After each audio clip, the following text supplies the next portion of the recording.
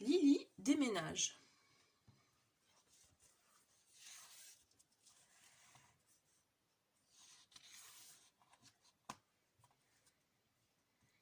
Lily habitait avec sa maman et son papa, ses 4 petits frères et ses 3 petites sœurs.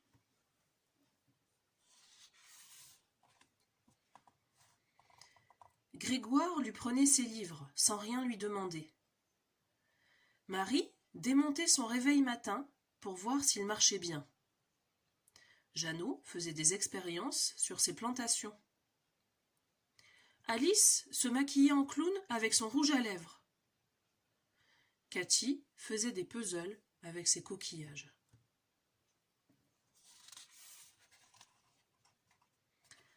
Léo jouait à la tempête de neige avec son talc. Jérémie sentait toujours le pipi. Maman était toujours fatiguée et papa très souvent fâché.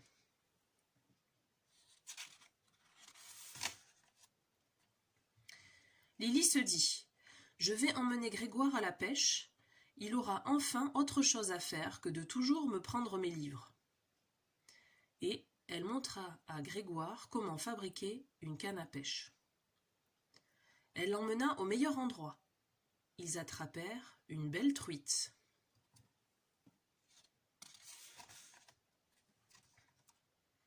Lily était toute joyeuse, et Grégoire aussi. Grégoire dit « Il faudra revenir pêcher ?» Lily répondit « Excellente idée, demain si tu veux. » Quand ils rentrèrent chez eux, maman fit cuire la truite pour le dîner. Grégoire raconta à la famille réunie sa bonne journée passée avec Lily.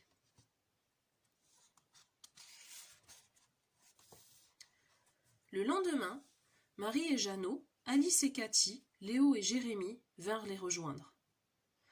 Personne ne prit de poisson, ils étaient tous trop bruyants. Et Grégoire continua à prendre les livres de Lily sans sa permission. Lily se dit « Je vais emmener Marie ramasser des framboises. Cela l'occupera et elle cessera de démonter sans fin mon réveil matin. »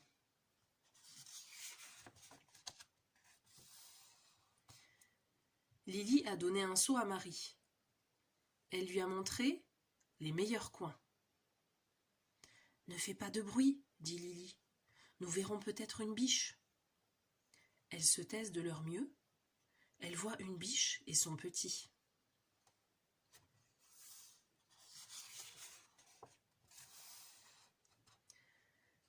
« Quelle bonne journée, dit Marie.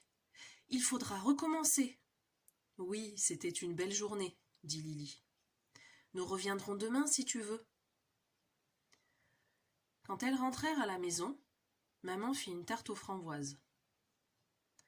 Marie raconta à la famille sa belle journée avec Lily.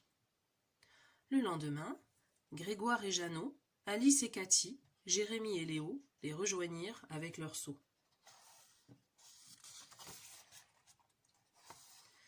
Il n'y avait pas assez de framboises pour remplir 8 paniers. Ils ne virent pas de biche parce qu'il faisait trop de bruit.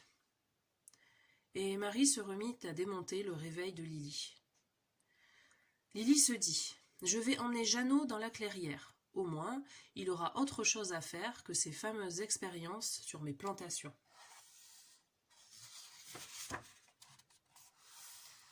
Lily emmène Jeannot dans la clairière. Ils font un pique-nique. Ils donnent du pain aux oiseaux, ils cueillent des fleurs pour leur maman. Ils trouvent des plantes pour Jeannot. Lily est toute joyeuse et Jeannot aussi. Jeannot dit « Cet endroit est formidable, il faudra revenir. » « Entendu, dit Lily. Demain si tu veux, mais pas un mot à la famille. »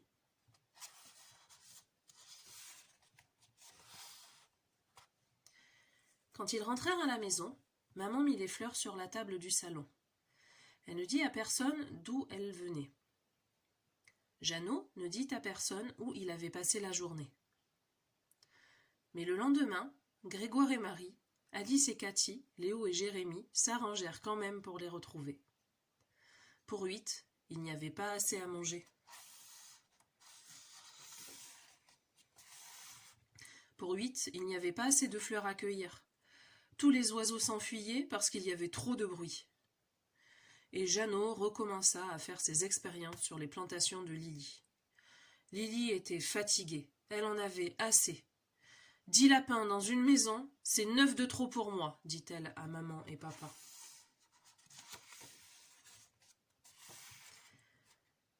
Elle fit ses paquets. Maman lui donna de vieilles casseroles, poêle à frire et assiettes. Papa lui fabriqua un lit, une table et un fauteuil à bascule. Et Lily partit s'installer à l'autre bout du pré, dans une petite maison, juste assez grande pour une personne. Elle arrangea sa maison exactement à sa façon. Elle balaya, elle épousseta, elle rangea ses livres et ses coquillages sur ses rayonnages. Elle plaça son réveil cassé sur sa table de chevet. Elle mit ses plantes sur le rebord de sa fenêtre. Elle posa son rouge à lèvres et son talc dans sa salle de bain. Elle rangea sa canne à pêche, son seau à framboises et son panier à pique-nique dans le placard. Elle fit chauffer une marmite de soupe sur sa cuisinière. Sa maison était bien chaude, bien proprette, bien douillette. Sa maison était très tranquille. Lily s'installa dans son fauteuil. Elle se dit « C'est merveilleux de vivre seule !» Lily est très heureuse dans sa nouvelle maison. La première semaine, il pleut tous les jours. Lily s'en moque. Elle se fait des gâteaux, des tartes et des biscuits. Elle se mijote tout ce qu'elle préfère. Elle lit ses livres, elle essaie de réparer son réveil matin, elle chantonne des refrains. Elle se dit « J'adore les jours de pluie quand ni Grégoire, ni Marie, ni Jeannot, Alice, Cathy, ni Léo, ni Jérémie ne peuvent m'empoisonner la vie. » La deuxième semaine, le soleil brille tous les jours. Lily fait des promenades. Elle découvre un nouveau ruisseau plein de belles truites et de nouveaux framboisiers pleins de belles framboises. Elle trouve un endroit merveilleux au milieu des bois. Elle trouve un champ plein de pâquerettes et un étang pour faire trempette. « J'adore mon nouveau voisinage, se dit-elle. Et puis, la vie est tellement belle quand Grégoire et Marie, Jeannot, Alice et Cathy, Léo et Jérémie ne sont pas là pour m'embêter. » Mais la troisième semaine, Lily se sent triste. « Que se passe-t-il » se demande-t-elle. « J'adore mon nouveau voisinage. J'adore ma nouvelle maison si propre et si tranquille. » Lily se met à réfléchir. « Je vais planter un jardin, se dit-elle. Cela me fera du bien. » Elle enfourche sa bicyclette et se rend chez le grainetier. Elle achète une binette, un râteau, une pelle et des graines à foison. Puis, elle rentre chez elle. Elle désherbe son terrain, elle le ratisse, elle sème toutes ses graines. « Je vais avoir un jardin merveilleux, dit Lily. Mais je ne me sens toujours pas mieux. »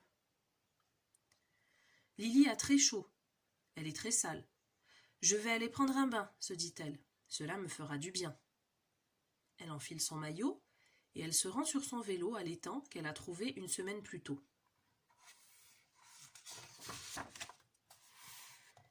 Elle pique une tête dans l'eau et nage longtemps. Puis elle sort et elle se sèche.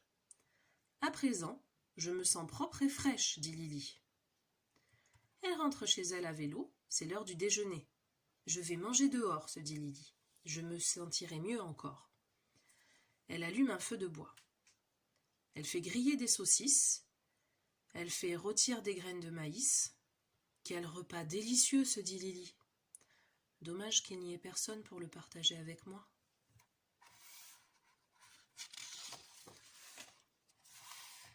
Avant, il y avait tout le temps du bruit. À présent, c'est tout le temps le silence. C'est peut-être ce tout le temps qui fait qu'on n'est jamais content. Je vais aller voir ma voisine. Lily va frapper à la porte d'à côté. Sa voisine lui ouvre. Lily lui dit « Bonjour, je m'appelle Lily. Je viens de m'installer ici. » Sa voisine répond « Bonjour Lily, je m'appelle Noémie.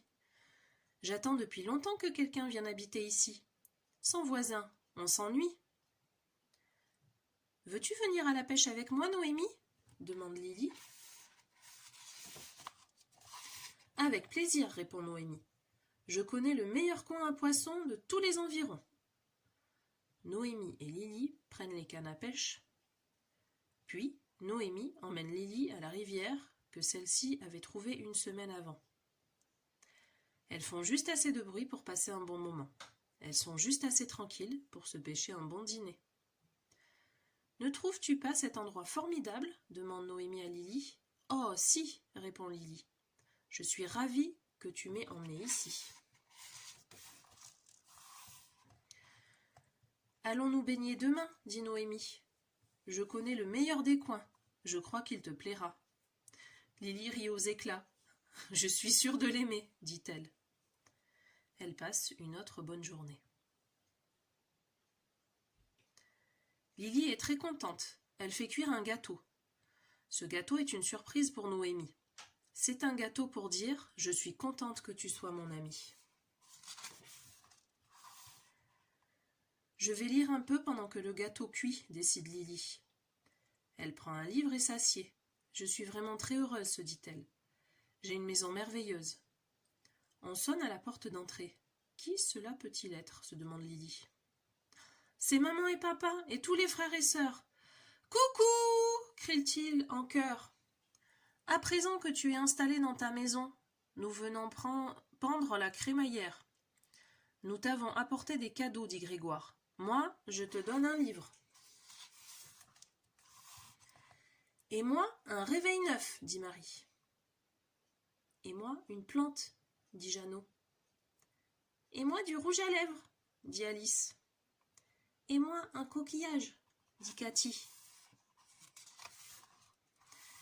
Et moi, du talc, dit Léo.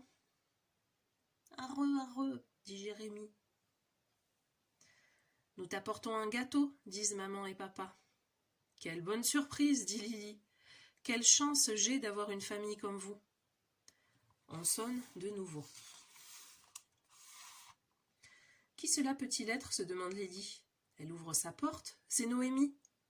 Je suis venue t'apporter un gâteau qui veut dire « Bienvenue ici !» Quelle bonne surprise, s'écrie Lily. J'ai vraiment une chance inouïe. J'ai une maison formidable, une amie formidable et une famille formidable. Entre vite, entre vite. On sonne pour la 3e fois. Encore, dit Lily. Qui est-ce ce coup-ci? Elle ouvre la porte. Il n'y a personne. Je savais bien que ce n'était pas la porte, dit Grégoire. Cela semble plutôt venir de la cuisine. Oh, dit Lily, c'est mon réveil. J'avais oublié que je faisais cuire un gâteau. Elle distribue à chacun une part de gâteau et un verre de lait. 2 gâteaux pour 11, dit Lily. Cela n'aurait pas suffi. 3, c'est ce qu'il fallait. Et tout est bien, qui finit bien. Et c'est la fin de cette histoire.